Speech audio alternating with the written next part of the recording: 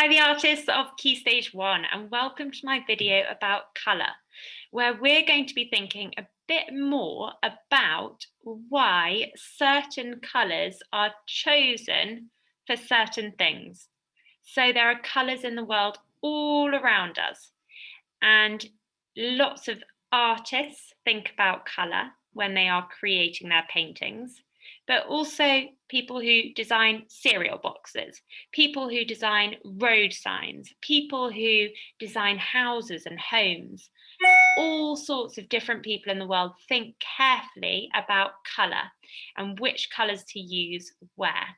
Now, we're going to learn today about what they think about when they are choosing those colours. So to start off, I've got two examples of artworks where the artists have chosen colours to make us feel a certain way.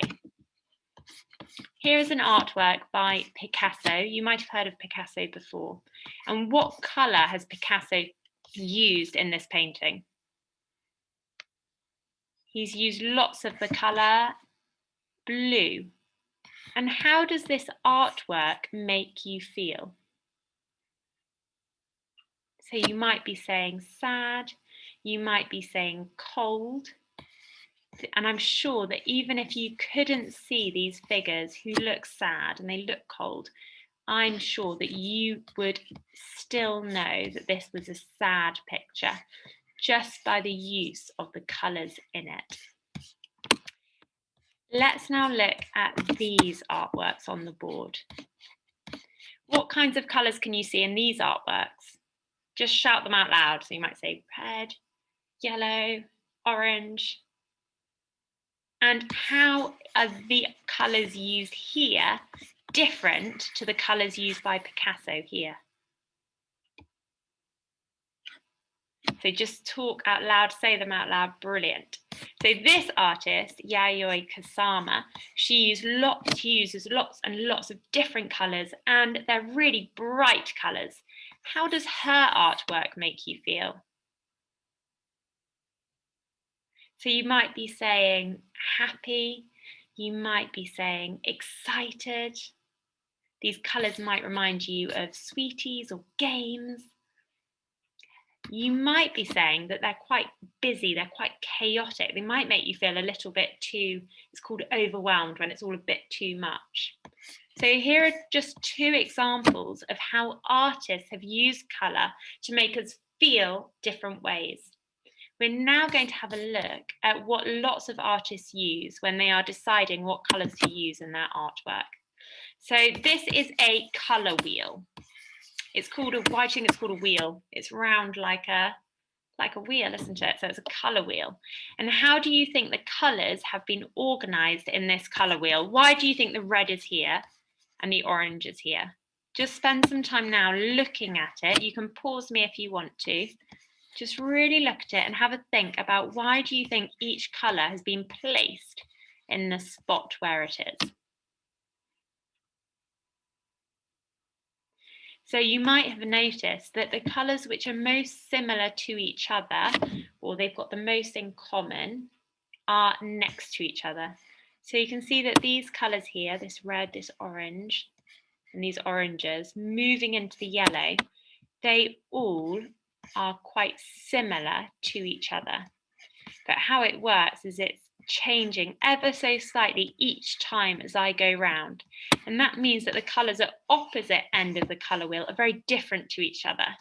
But the colours next to each other are very similar to each other. They're very close to each other in colour.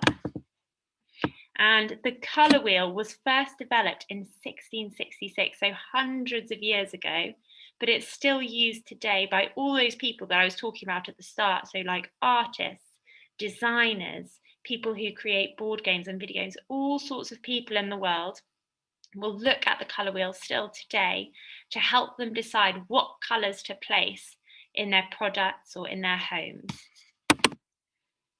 So the first one we're going to look at, I'm going to cover that one up, is primary colours. Now, what colours are the primary colours? Just say them out loud. We've got yellow and blue. Fantastic. And these are called primary colours because you cannot make them. They are the first colour. You cannot make a primary colour. However, a secondary colour you make by mixing two of those primary colours together. So if you take the yellow and the red, you will make what colour? Orange. Fantastic. Now let's have a look at this colour. What colour is this? It's green. The green is between the yellow and the blue. So if you mix the yellow with the blue, that equals green. How do you think you make the colour purple? So you make the colour purple by mixing blue and red. Well done. Now, tertiary colours are when you mix together one primary colour and one secondary colour. So that's two primary colours mixed together. So I've got two fingers up. When you mix a primary colour and a secondary colour, you get a tertiary colour. And those make up the rest of the colours in the colour wheel. So artists, I've already said, so people will use, lots of people in the world use that colour wheel to help them to create like a feeling, or to make the person who's looking at their art or their creation, to make them feel in a certain way. One way that colours can be used is in colour harmony. If something is harmonious or there's harmony, it means that it's easy to listen to, it's lovely, it's peaceful. So you can see, I'm going like this with my hands to help you get the idea that it's quite gentle and peaceful. So here are two examples of when artists have used colour harmony. They've used colour to create a peaceful atmosphere. So when you look at this artist by Rolfs here, you can see that lots of the colours are very similar to each other. So when Rolfs has used the colour wheel, he's chosen all colours that are next door to each other on the colour wheel. So there aren't big leaps from one colour to another. He's using all different shades of similar oranges and browns and whites. So he's not jumping from orange to blue. He's just moving gradually between the colours. The same with Delaunay, and Delaunay used to listen to music while he created his art. And you can see, especially in this section of his artwork, it's all different shades of the colour blue. And you can see that this orangey pink line really stands out. But you can imagine that Delaunay was listening to some very harmonious or peaceful, gentle music as he was painting all these colours, which are very similar to each other and easy to look at. The opposite of colour harmony is complementary colours. Now, complementary colours are when an artist uses colours which are at opposite ends of that colour wheel. So here's an artwork. I wonder if you recognise this artwork. It's by an artist called Andy Warhol, and he used complementary colours. So look here, he has used blue for the face. So have a look, it's like this blue, isn't it? And then what colour is the hair?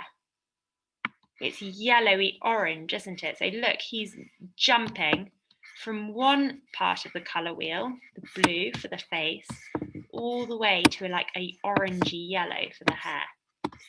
So he's an artist that uses complementary colours. What words would you use to describe this artwork? So it's quite bright, it's quite bold, it's quite busy. Here's another example of when complementary colours have been used. So what colours can you see in this road sign? Yellow and black. Excellent. So if you imagine the background of the road sign is yellowy orange, one of these colours, the opposite end of the colour spectrum are the colours which are the darkest. They're the closest to black. Now, why do you think a road sign would use complementary colours and not colour harmony? Imagine if you are cycling along or driving along, let's say cycling along, you don't want to just cycle past a road sign without seeing it, do you? That wouldn't be very safe. Road signs need to be something that really jumps out at you, that's really bright and really bold, so that you notice it when you are on the road to keep you safe. So that's why complementary colours are used for road signs. Now, let's have a think. This is our artwork for Arts Week. This is called Tar Beach, and it's by Faith Ringgold. Has Faith Ringgold used colour harmony, peaceful, easy to look at, very gentle, or has Faith Ringgold used complementary colours, which are bright and bold? Faith Ringgold has used complementary colours. They're very bright, aren't they? Now let's have a look. What colour is the sky? Just say it out loud, it's blue. And what colour is this big building which is going into the sky? It is orange. I would say it's one of these colours. So you can see that Faith Ringgold has used colours which are at opposite ends of our colour wheel. Where else has she, what other colours can you see in her artwork? So you might be saying red. And what colour is next to the red? Green. So again, you can see how Faith Ringgold has used these bright complementary colours to really show each other off. If you put red next to green, the red looks really, really red. It looks really bright. Rather than putting it next to this colour, the red won't look quite so bright suddenly. So Faith Ringgold wants her work to be quite powerful and bold. Now, what you're going to do today is you're going to create your own colour wheel, and you're going to make your own colour wheel so that you can use it when you are being creative and you are thinking about colour, so that you can make sure that you are making whoever's looking at your art feel a certain way. You can get the right, you'd call it like the right effect for your artwork. If you want your artwork to be really bright and bold, you'll be using complementary colours. And if you want your artwork to be very peaceful and easy to look at, colour harmony, you will be using colours which are next to each other on your colour wheel. But first we need to make our colour wheel. So I suggest you get a bottle or a glass or something that you can draw around the base of. And once you've drawn around the base, you just need to do a smaller circle on the inside. You're then going to break it up into segments, and you will need 12 segments. So 12 little sections in your colour wheel. Once you've done that, the first thing you need to do is add your primary colours. So you need to add your red, yellow, and your blue. Fantastic. And once you've done that, and you can just go back to this slide, you can pause me on this slide once you are ready to begin and you've got your paints ready, and you can start to make each colour. And what you will notice is to make each colour on this colour wheel, just get as close as you possibly can.